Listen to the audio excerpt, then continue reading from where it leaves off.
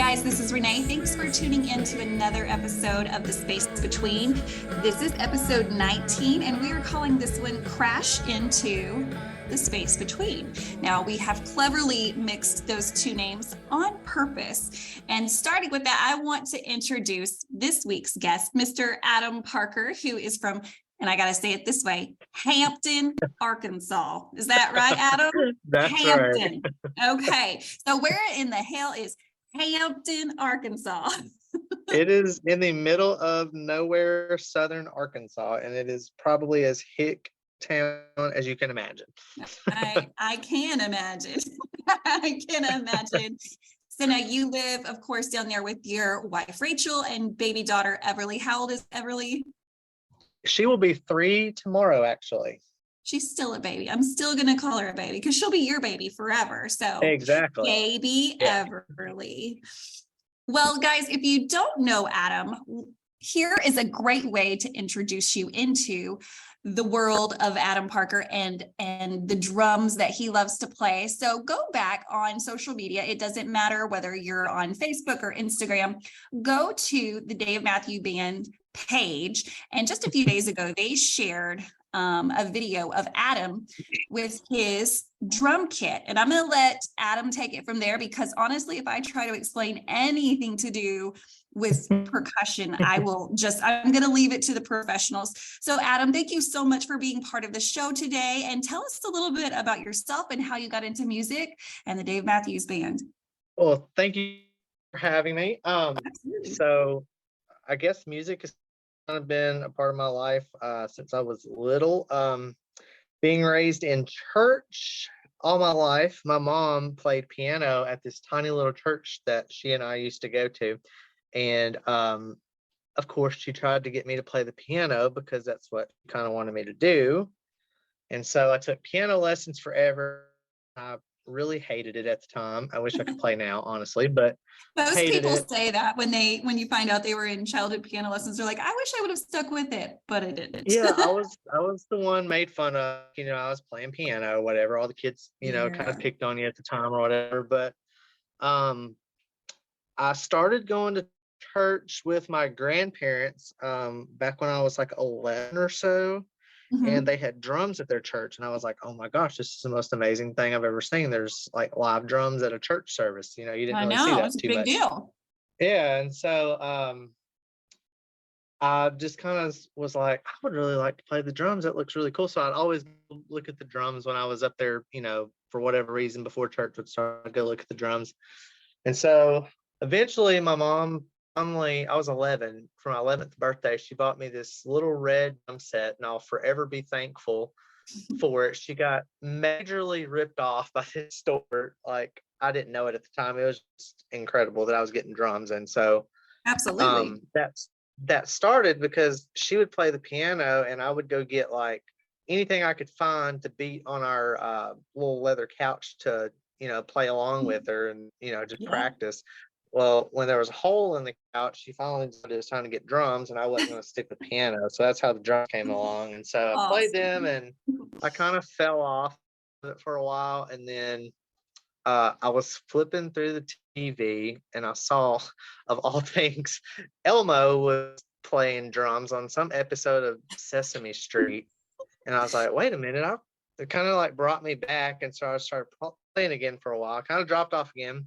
Yeah. I was 13 and I was on MTV, and I saw this band come on, and they had this dude playing drums in the rain, and he had this massive black drum kit that I was just like, oh my, it was just the most amazing thing I'd ever seen.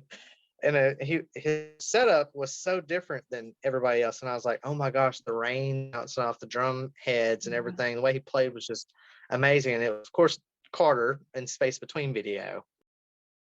I was like, I have to do exactly because his playing was, I mean, you know how he plays. He plays like open-handed, right. Like he doesn't cross hands hardly when he plays. And I had never seen that at the time.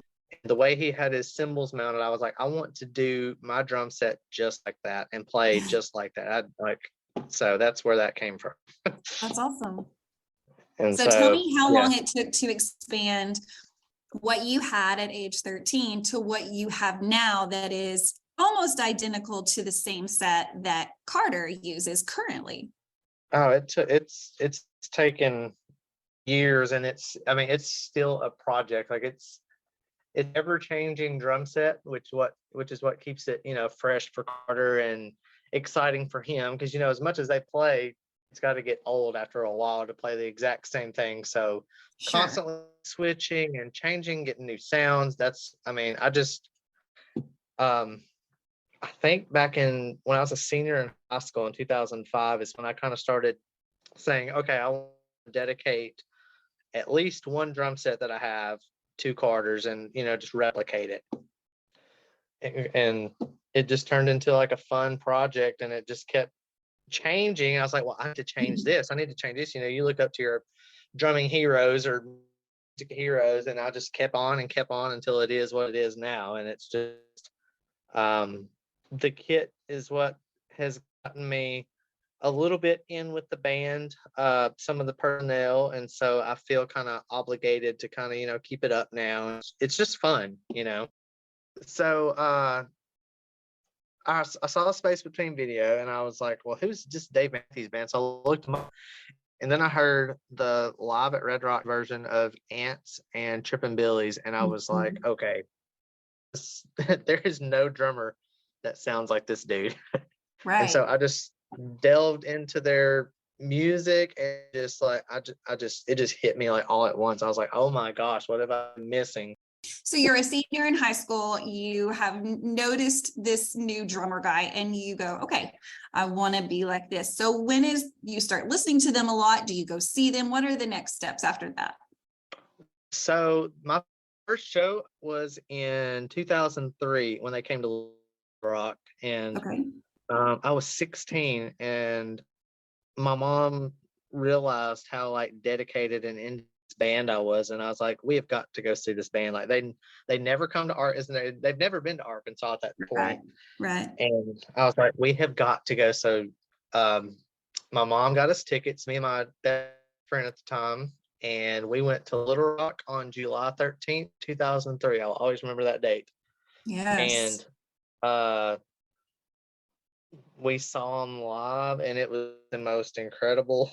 It's probably the best concert experience I'd ever had, because it was the first time I'd ever seen them. Sure. I think my mom had a bruise on her knee from me hitting her knee every time Carter came on the camera on the screen, and I was like, oh my God, dude, he's like right there. And it was just like an experience I'll never forget. It was just wonderful. So Adam, tell me, how did you grow further after that? Like, what are the next steps? What led you to where you are now? So I just kept on listening to the band, and then I was listening to other music, and I'd noticed other drummers, but Carter was like my particular, drummer. And we had a youth pastor at our church that knew some guys that I'm currently in a band with, and their drummer was going off to medical school, and they were needing a drummer for like just a one-off. I think it was like a youth rally or something they were playing. We're a church band. Yeah. And he's like, hey, I know this guy that plays drums, and he could probably come in and fill in or whatever. And they were like, oh, I don't know about this, we haven't practiced things. So I went and played a show with them, and it all went well. And we just they would call me every time they had a little show, and we did that for years and years, just playing like little church services and youth rally kind of things, little event stuff. And we finally decided, our lead guy, Matt Crutchfield, he was starting to write his own stuff. And their dad, our bass player, our lead singer, their brothers, and their dad passed away, and they had written like a worship album and kind of dedicated it to him. And so we kind of got serious about it and went to the studio and recorded that album in 2017. And I just started throwing it out to radio stations, to see if they would, pick us up or whatever. And so a couple of them actually really did. And we started getting some, I mean, we're like a nobody, like, we're not anything famous. We had some radio stations pick us up. And then awesome. How cool was it to hear yourself on the radio? it was pretty crazy. Everybody tells you, when you hear yourself on the radio the first time, it's kind of weird, and it kind of Yeah. was. It just was like, hey, that's us, and like these people can, if they're listening, can hear us right now. Right. And so I just started emailing everybody, and whenever concerts would come through, I'd be like, hey, do you need an opening band? And we just kind of got the okay to start doing that, and we've been just kind of chugging along, and we put out another record, and we've been opening for some names and just playing as much as we can. And so that's kind of where we're at now. We stay semi busy. That's really awesome. So how many gigs a year would you say that y'all, on average, that y'all do? It's kind of tough with everybody working and having jobs. I'd say, through the winter we do like not very much, like a couple, like maybe 4 to 5 during the winter months. But then summer, early spring, summer, it picks up. We're probably doing anywhere from 5 to maybe 6 or 7. How many people give us a call? Like this summer's starting to kind of fill up a little bit, but life gets in the way, and Sure. we're not a touring band or anything. We just play as much as we can. So Well, you never know what the future holds, though, right? right. You could be in a touring band one day. And I hope that if that's what you want, I mean, I know that can definitely probably make a family situation way harder for everyone if you're traveling a lot. Yeah. So, But well, I wish you all the best though. So tell me, how in the world do you get the Dave Matthews Band to post your video from YouTube? So you did. Now, have you been doing these videos yearly? Tell us about those videos and how you sent them to the Dave Matthews Band, and how in the world did it get shared? so a good friend of mine that used to run like the DMB diagram for Carter's drum set, Mhm. kind of, went away from doing that, I'll say, and kind of left that alone. And so there's not been an official diagram that's kept up for Carter all the time. And they actually kind of, I think, want that done. And for some reason, it's just not been kept up lately. And so I just kind of, I've actually got this kit, and I make every change to it that Henry Carter's Tech makes. I think I started them back in 2018, and I just put a video up there, recorded it of my kit, and I was like, hey, this is what Carter's using. I've got his exact kit, and this is what all he's using. Because I have people that know that I've got his kit, and they'll message me all the time saying, hey, what's he playing? What sticks he using? What snares he using? All that kind of drum lingo. Yeah. And so I just recorded a video, and I just thought, hey, it'd be cool if DMB, maybe would share this. I mean, they're probably not, because they don't really share fan stuff very much. They're No, they don't. kind of tight knit, And so I just sent it in, and some people in management got back to me, and they're like, hey, we'd like to share this to the DMB socials, and what all kind of information would you like posted with it? And so from then on, every year that there's a change, I just start recording like a very amateur video, and I just send it in to the people that run stuff, and they run it through the management. They approve or they don't approve it, and it gets shared. And I'm incredibly honored that they do that. It's kind of mind blowing that a band of It's this a magnitude really shares big my. deal. It feels like a really big I deal to mean, me. I mean, to a lot of it people, it's a big deal. yeah. And so um Henry knows that I know the kit pretty well. So for those that don't know who Henry is, who is Okay, Henry? yeah. So Henry is the guy that you see at every show, handing Carter his in-ear monitors when he sits down. He's back and forth to the drum set between each song, and he just maintains Carter's drums. He makes sure Carter's taken care of. He's a stage manager for DMB, and he's probably one of the hardest, if not the hardest working member of the crew. And so he's just become a really good friend over the years. And so that's who Henry is. He's the master behind the master. That's really awesome. So now you can say no, but how in the world did you meet him?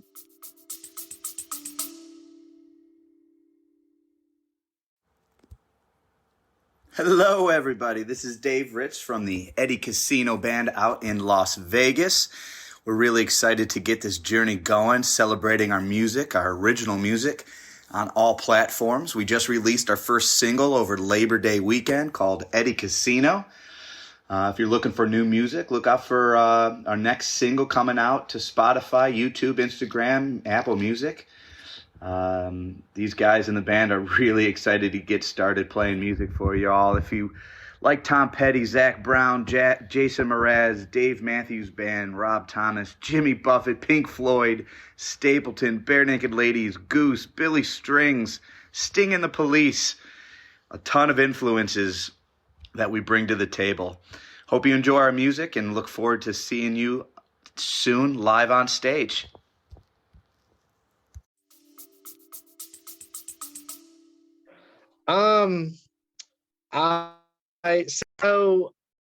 In drum lingo, the drum rack that holds all of Carter's drums and cymbals up, that big little rack thing that goes around his kit.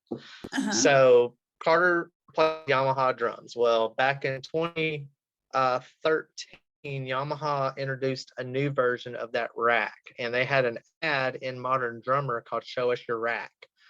And it was like a promotion for this new drum rack that Yamaha had come out with. So I took a picture of me and my kit and sent it into Modern Drummer. Well, they ended up publishing Carter's drum rack, and right beside his picture, they posted mine. And so there's, I've got this magazine around here so in this Modern Drummer magazine, there's Carter's kit and there's mine right beside it. And so what month was that, in case someone wants to look that up? That was, I want to say May of 2013. Right. And then it's been featured in May of 2015 in Modern Drummer, just my replica kit. And then again, they did it last year on all the updates. But anyway, I emailed somebody that got me in touch with Henry, and Henry emailed me back, and it was like the most shocking email I'd ever got. And he was like, "Hey, I'm really busy, but I would love to catch up with you and say hi and, show you the kit real quick." And so South Haven, Mississippi show 2013, we met up with Henry, and he took us on stage, and I could not even hardly walk. I was so nervous. I bet. I think I was just when you meet somebody that you looked up to all this time, I think I was saying the dumbest questions. I couldn't form a sentence because I was in shock. And so he takes us on to stage between the opener and lets me sit down on Carter's kit. And I turned around and I was so nervous I nearly knocked one of his drums over. And then I turned around and he had Carter's singing mic ready, because I think Carter sang on the first song, so he was testing his singing mic. I turned around and I smacked on my lips, and my wife was with me, and she just kind of told Henry, she's like, "Well, there goes me ever kissing my husband again." And it was they both kind of laughed. That was my first experience backstage, and it was a blur, and I barely remember it. And awesome. He and I have been friends ever since, and we kind of keep in touch throughout the year, and he'll let me know what is changing on the kit, and I'll text him some stuff here and there. And usually every show he's getting me backstage to at least come say hi. With COVID, everything kind of got shut down doing that, but it's a surreal experience and something I'll never take for granted. I hope I don't sound braggy. You don't at all. Very, very thankful. You're just telling us what has happened up until now, and I think that you have a really awesome story. And I know a lot of people, a lot of drummers that listen to this podcast that will be super envious of this story, because this really is. I mean, you don't meet people every day that are like, yeah, you know, I went and sat on Carter's drum set and yeah, no, that's not a typical story. So you're not bragging, but you're telling your story. And thank you so much, because it's really amazing. So if you haven't watched Adam's video yet, again, it was posted just a few days ago on all of the socials, and it was posted directly from the Dave Matthews Band. So check it out. You'll get to see Adam's kit, and then he'll kind of go through it and explain the differences between all of the I don't know any of the names of the stuff. And it's funny because I was watching your video, Adam, and I wrote down, as you're going through like all the symbols and all the things, I wrote down, something called a splash. Is that right? Yeah, that's the tiny little symbols that Carter hits quite a bit. They're the little small ones all over his kit. Okay, so they make, I guess, how do they differ when they're smaller versus bigger? Like, is it a louder sound? Is it just a completely different sound? Like, yeah, so you'll different?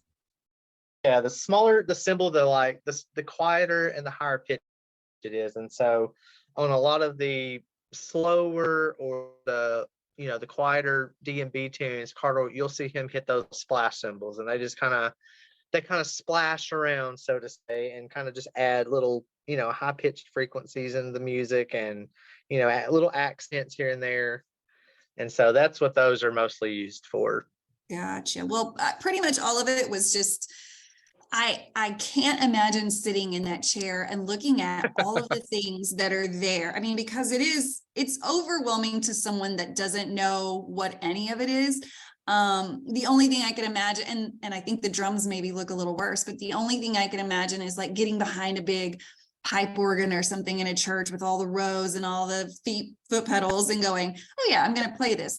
No, you're not going to play it. You have to know what you're doing and what every little part is for. And so how long, I mean, it's taken you years and years to learn all of the pieces of a kit, what they're for. Yes. And it looks like, based on your video, that you play that kit at church. Is that correct? Yeah. So our house, I cannot fit the Carter kit in his house. It's big, yeah.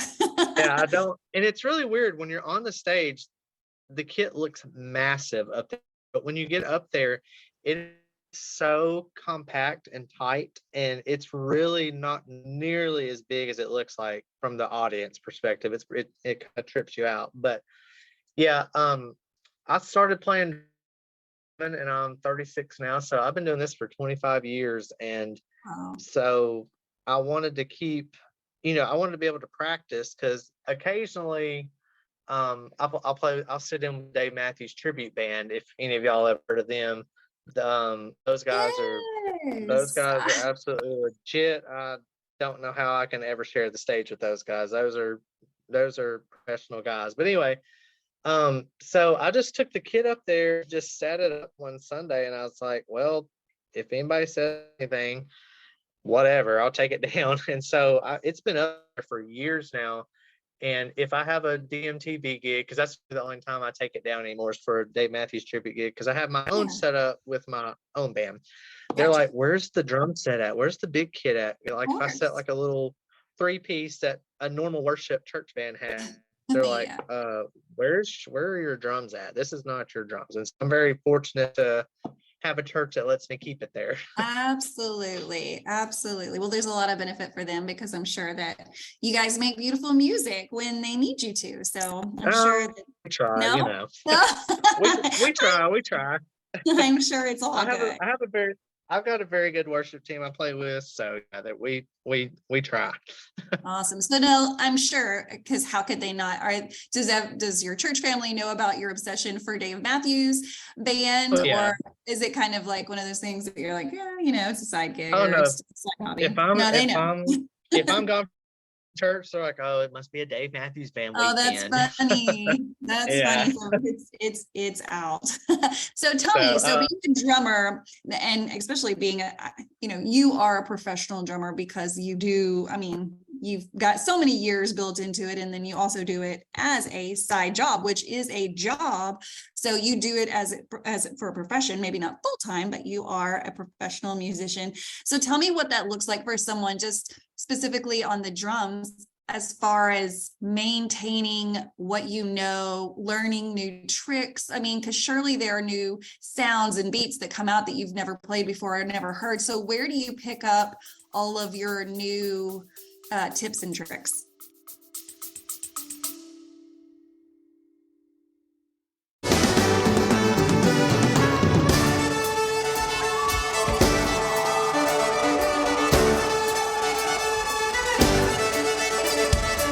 What's up, everybody? This is David with the Dave Matthews Tribute Band. We're a nationally touring tribute to DMB, playing shows all over the country and beyond. Our goal is to bring you back to the classic sound that you fell in love with in the 90s and the 2000s, featuring a violin, saxophone, and maybe some keyboards sprinkled in as well. You can find out information about all of our tours and shows by visiting thedmtb.com. You can also check us out on Facebook and Instagram and other socials by searching the Dave Matthews Tribute Band or the DMTB. Hope to see you on the road and enjoy the space between podcasts.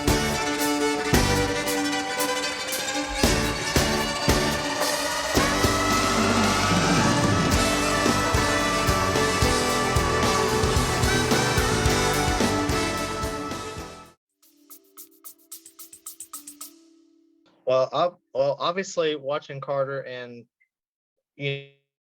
attempting to even remotely get close to anything he can play, because he can take the simplest beat and make it absolutely impossible to play. Wow.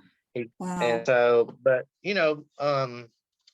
in my band, we're completely different from DMB stuff. It's more of the big, huge drums, like the big rock worship sound, the big, just like, it's almost Coldplay-ish kind of. Yeah. And so watching drummers like that, it's a completely different style of drumming. And so I think, watching these guys versus Carter, it gives me like a very broad knowledge of, hey, this sounds good with DMB kind of stuff, but does not sound good with this kind of music. And so being able to, look at a lot of different drummers and take stuff from each one, not just specifically Carter, but I think that kind of helps out.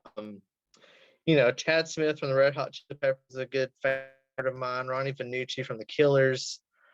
A lot of guys that I can't even think off my top of my head right now, but it's just, taking stuff from each drummer that you see, things you like, and be like, hey, I can try to add that to something, and try to take something from that and make it my own kind of thing, and just kind of stuff like that. It's I don't ever know what I'm gonna play whenever we walk out on stage. I usually just kind of make it up on the spot, unless it's like a particular part that I need to play. And so it's kind of improv almost the entire time. So do you ever feel the pressure? Oh yeah. So some of our bigger gigs, like we'll be playing with some of the people know that listen to DMB, I think used to know, they know who Crowder is. He's kind of like the Christian version, everybody kind of knows kind of Crowder is in the Christian scene. So when you walk out and you're playing with Crowder or Toby Mac, that's another name we've played with. Toby Mac, and there's, I do. There's like 6, 7, 8,000 people out in the crowd. It's like, oh my gosh, what am I doing here? And I'll be playing, and it'll be like for a split second, I feel like I have completely forgotten anything that I know of what to do. And like, where am I at in this like second of time? What am I doing? I don't feel comfortable doing this for a second. And then it just comes back down to you. But yeah, the nerves are always there. It's like a good thing and a bad thing. Like, it's healthy to have nerves, but also at the same time, you're like, damn it, this is my 45th time to do this. Why am I nervous again when I know the outcome? Or I think, it's so annoying, but I can't imagine the pressure. And that's why I ask, is because I feel like, if I were to be in front of 5,000, even if 25 years on an instrument, I am that person that would also be like, I have no idea what to do with my hands. I have no idea. It's a rush for sure. Every time it's like, oh my, it's just a feeling I can't describe, but I love it. Absolutely. And then when you're done each time, you're like, look, I did it. We crushed it. And I'm sure you guys, now, when did you form this band, Crutchfield? I would say I started playing with them in 2006, Okay. and we weren't anything like we are now, like putting stuff out on the radio or anything. That started around 2017. So it took us probably almost 11 years to kind of say we want to kind of get serious about it and start seeing where this can kind of go. But yeah, Absolutely. since 2017, that's kind of when it started picking up a little bit. And for a non-signed, middle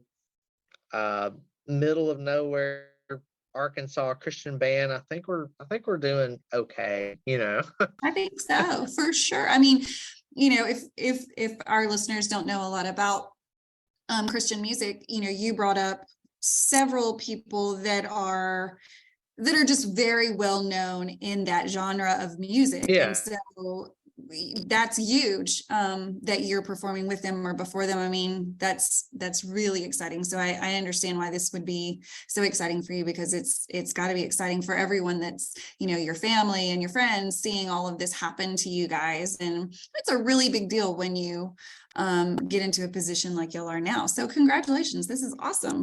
Well, thank you. We feel very blessed. So absolutely, it's all happening. So let's talk just a little bit about what 2023 looks like for you. And then, well, before I ask you that, I'm going to ask you, what would you say is the hardest song for you to play on the drums that's a Dave Matthews Band song? The one Like that is the skill hardest, level.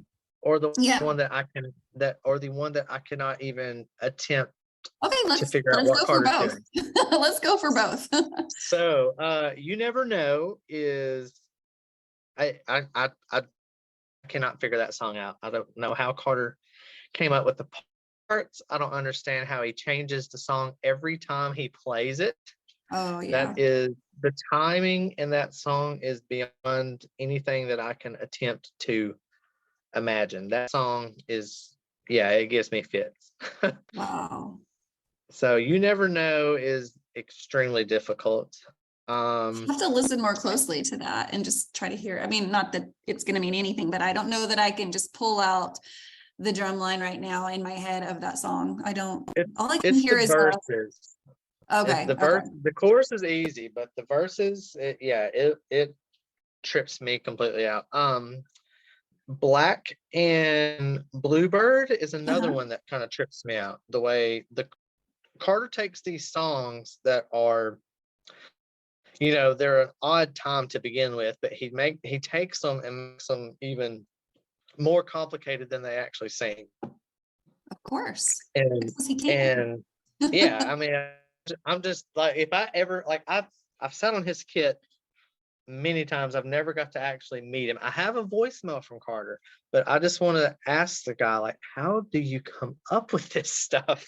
Absolutely, just pick his brain. Amazing. Like, yeah, I'm glad there's other people that share my obsession, and it's just amazing. But now, what was my favorite songs to play, or the most difficult? Well, sure. Let's go with what you really like to play. And like, what could you sit down on the drums and like go, oh, I don't even have to think about it. Like, this song can just come naturally from me. Like, what is easy for you? Ants is a fun one to play. Trippin' Billies is fun. Those kind of took me a little while Trippin' Billies kind of took me a while to get that song down, but it's pretty up there in the difficult level, but it's so fun. But Ants, whenever I play with a tribute band and the snare starts and the crowd just immediately knows what it is, and you're playing, like, that is just the funnest song probably for me to play, is Ants, probably of all time. Now, tell me how you got mixed up with the tribute band. I am a fan. I've never seen them live. I do follow them on all the socials. And then, of course, just most recently listening to their podcast as they record between shows on the road. And so I'm very intrigued by them. So how did you find them? And like, how in the world did it get to the point where they were calling you up saying, hey, we've got an open spot for the drums. Can you play with us? Quite a few years ago now, I'm getting old. I'm older. You can't say you're old. So a buddy of mine was like, hey, you've got Carter's kit. Let's sit down and record you playing like to an acoustic track of like dance marching or something. And so we just made a little video and of me recording ants and threw it up on YouTube. And we were just messing around, and I get an email on the ants marching forums one day, and it was Ryan from Dave Matthews Tribute Band. He was kind of over the band at the time. And he was like, hey, we've got a gig down in Louisiana. And he's like, I was kind of wondering if you wanted to come play drums for us. And I was like, oh my God, are you serious? Wow. And so he saw that video, and that's what got me the call for that show. And so whenever they come, around Arkansas, Mississippi, Louisiana, I'll usually get a call to go play with them. I've played kind of all over with them, really. That's And so awesome. so just that video just being thrown up on YouTube randomly got me the gig with them, and it's been That's all it took. It must have been really, really good. I mean, I don't think they would have just taken anyone. So give yourself that credit, Adam. You're a skilled percussionist that's being sought after. Well, I keep messaging randomly the band. Now, again, I don't know any of them from the tribute band. I think they know about my podcast, but that's kind of as far, only because they sent a comment or something that said, hey, thanks for doing that or whatever. But I messaged them a lot saying, come to Arkansas. And I know that they probably don't directly see that, because I know they have a new like social media director type person, but come to Arkansas, Dave Matthews Tribute Band. There are actually a lot of us fans here, right, Adam? Come to George's Majestic Lounge in Fayetteville, book us. Yes. I mean, whatever I need to do, like I live close to George's. If I need to go down there and try to find their booker and say, look, this is going to be a great time. I can promise you it's going to be sold out, because, we got enough people that would come up or down for it or whatever. So, oh yeah, I think they're working on it. I think they're trying to get there. I hope so. The last time we played in Arkansas was in Little Rock at either the Rev Room or Sticky Fingers, one of the two. That was last time we played in Arkansas. That was back in 2013, 2014. So it's a while. So it's time for them to come back. It is time. I mean, if we've got the band coming here almost every other year, then we need some tribute band on those years that we don't have Dave, or even on the same years. I mean, there's enough to go around. Well, Adam, thank you so much for first agreeing to do this. I know that life's been really busy, and, Christmas and kids and wives and all of this stuff make life really messy and hard to just sit down for an hour and explain, some passions that we both love. We love the Dave Matthews Band. We are tied to them. And so I appreciate you being willing to come on and just speak to what you're doing with your band, and what I'm sure that you're going to be doing some really fun things this year, because I like to think that COVID is, for the most part, in the back of all of our brains. Every once in a while, Absolutely. I do see, some people wearing masks, and honestly, I think if anything, it's taught us, when you are sick, wear a mask, or maybe don't go out, or all the things. But, we try to not think about COVID so much. And I know that was something that was keeping you from doing a lot of things you wanted to, like last year, wanting, bringing multiple people to gigs and stuff. And so hopefully this means that the restrictions for backstage will be a little lighter, and that you can spend some more time back there and maybe get back into Carter's seat again. I really hope so. I hope that for you too. All behind us. Absolutely. I don't know anyone that wants that to happen again. Last thing, I cannot remember when, maybe it was probably 2 years ago, but after I had met you at one of the concerts or something, or maybe you had messaged me or something. Well, I did meet you in Dallas, and Justin and all of us were there. But before that is when you and I had a conversation of, hey, every time you go to a show, will you take a picture of the kit and send it to me? And so I was like, okay. I'd never Yeah, had a request absolutely. like that before, but like, cool, I'll take a picture of the drums and send it to you. And every Yeah. time you were just so grateful. I mean, I rely on some of those pictures sometimes because Henry gets so busy. Oh, So I have to sure. look at, fan pictures. And so I'm very grateful that you, do that for me.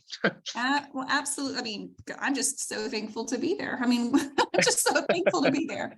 So I'm last jealous. question. Oh, well, you know what? Your baby's 3. When she's a little older, you can start chasing the band too. I mean, it's There just you a matter go. of waiting until your kids are older, and that's kind of where I am, what season of life I'm in. But Adam, thank you so much again for being on this episode. We really hope that you'll continue to listen to this podcast, but also be back on as a guest later, maybe mid-tour or after tour, so we can talk about more kit changes or what the hell Carter did in 2023, because I'm sure we'll have a lot to talk about.